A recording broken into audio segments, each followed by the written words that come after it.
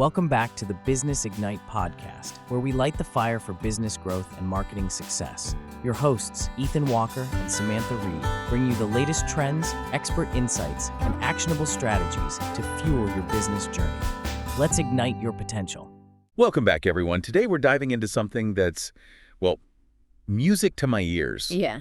Literally. Oh, yeah. We're talking about using music to boost productivity at work. Yeah, and not just like, swapping out the elevator music for the latest pop hits. There's actually a real science to it, especially when you think about how most of us work these days. Right. With those open offices that were supposed to be all about collaboration, sometimes it feels like they can be productivity black holes. Yeah, absolutely. All thanks to noise pollution. It's true. In fact, the article we're looking at today even points out that open offices can actually lead to people having trouble concentrating. Yeah. And even feeling more tired at work. It's true. And it really comes down to how our brains are wired, how they process sound, and especially speech, because we haven't really evolved to tune out all those side conversations. It's like we're still back in the hunter-gatherer days.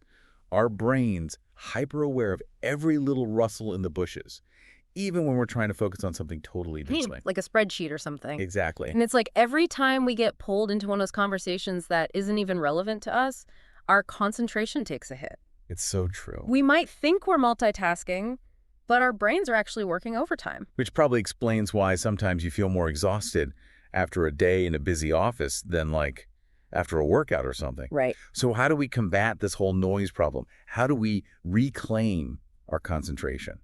Well, this is where things get really interesting, because the article we're diving into suggests that music might be the key, but it's got to be strategic, right? Absolutely. And that's where we get into the weeds a little bit, thinking about the differences between, say, white noise, nature sounds, or actual music. Okay, so break it down for us. What's the deal with white noise versus actual tunes?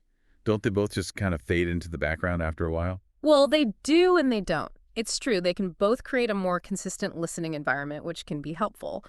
But music can actually improve your mood while you're listening. So it's like that saying, music is the food of life, but for your workday. But, this article goes even deeper. It even mentions something about the right kind of music, being able to actually put you in an alpha state. What is that all about? Alpha state, it's that state of relaxed focus you get when you're really in the flow. The article mentions it's been linked to higher levels of creativity and even better problem solving. Interesting. And guess what can help induce those alpha brainwaves? You got it, music. So it's not just about drowning out the chatter. It's about actually shifting our brainwaves into a more productive gear. Okay, I'm sold. But with so many genres and artists out there, how do we even begin to choose the right music for the workplace? That's the million-dollar question, isn't it? And the article provides some really interesting insights into this. It boils down to three main factors. Right. The type of task, the familiarity of the music, and last but definitely not least, personal preference. Okay, let's unpack these one by one. What about this task type thing? How can the type of work we're doing influence the music that helps us do it better? Well, imagine you're doing a repetitive task, something like data entry or assembly line work. The article suggests that upbeat music with lyrics can actually help people work faster and stay engaged in these situations. Interesting. It's like the rhythm helps keep their minds from wandering and combats boredom. Precisely. But now let's flip the script and imagine you're doing something that requires a lot of verbal processing, like writing or editing.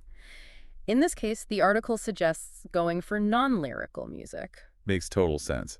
Trying to write a report while listening to someone belt out a power ballad would be like having two conversations at once. Exactly. It's about minimizing what's known as semantic interference, basically, when words compete for space in your brain. So think ambient electronica, classical piano, or even certain film scores that create a calming atmosphere without the distraction of lyrics. Okay, so we've got upbeat and lyrical for repetitive tasks, and calming and non-lyrical for those word-heavy jobs. What about jobs that fall somewhere in between, like graphic design creative, but not necessarily word-heavy? You're right, there's a whole spectrum of work out there. For those more middle ground tasks, music with fewer lyrics or instrumental pieces can be ideal. You want to stimulate creativity without the lyrics clashing with their thought process?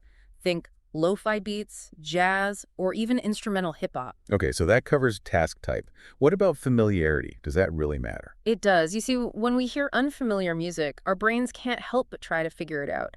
We subconsciously analyze the melody, the rhythm, the instruments. It's like our inner music critic can't resist kicking in. And that takes away from our actual work, right?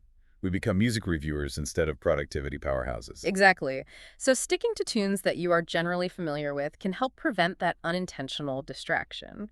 Which brings us to the trickiest factor of all, personal preference. Ah, yes, the elephant in the room. Or should I say the earworm in the office playlist. Exactly. And this is where things can get tricky, because let's face it, not everyone wants to groove to Gregorian chants all day. Or death metal, for that matter.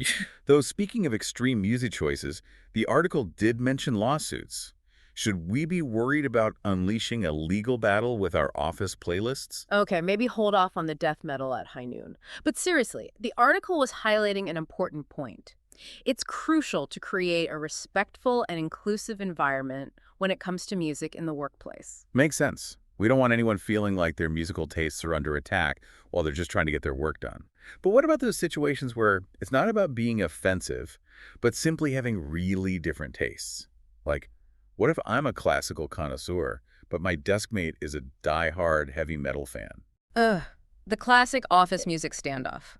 Well, the article actually suggests a simple solution: headphones. Headphones, the ultimate compromise.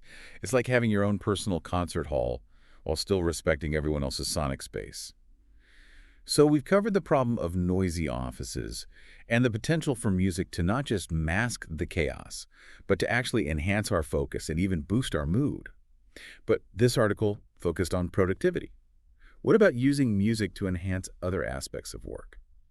Yeah, now that you mention it, it feels like this article was really focused on how to use music to help people focus, to get Yeah. more done. But work isn't always about just like pure productivity. Right. There's so many other modes of work where music could play a role. Exactly. Think about brainstorming sessions, for example. Oh, yeah. Having something upbeat and whimsical playing in the background could help get those creative juices flowing. Ooh, I like that. Or even for those really intense work sprints when you really need to buckle down and focus. Exactly. Maybe something with a driving beat, but still lyric-free so it doesn't become distracting. Right. Yeah. And then as the workday winds down, you could switch to something more relaxed, more mellow, to help everyone de-stress and kind of transition out of work mode. It's like creating this whole sonic journey throughout the day, to optimize not just our productivity, but our creativity and well-being too. Precisely. I think there's a lot more we could explore with this, honestly. For sure. And the best part is, experimenting with music is pretty easy. Yeah. So to everyone listening, it might be time to ditch that generic elevator music and start making some strategic playlists, right? Pay attention to what kind of work you're doing, think about how familiar the music is, and don't be afraid to experiment with different genres. Who knows? You might just discover your new secret weapon for a better workday. Absolutely. And remember, headphones are your friends. It's all about respecting everyone's individual preferences, but still, enjoying the benefits of a more musical workspace. Couldn't agree more. Well, on that note, thanks for joining us for this deep dive into the world of music and productivity. It's amazing how powerful the right soundtrack can be. It's not just background noise. It can actually help us focus, be more creative, and even just enjoy our work more.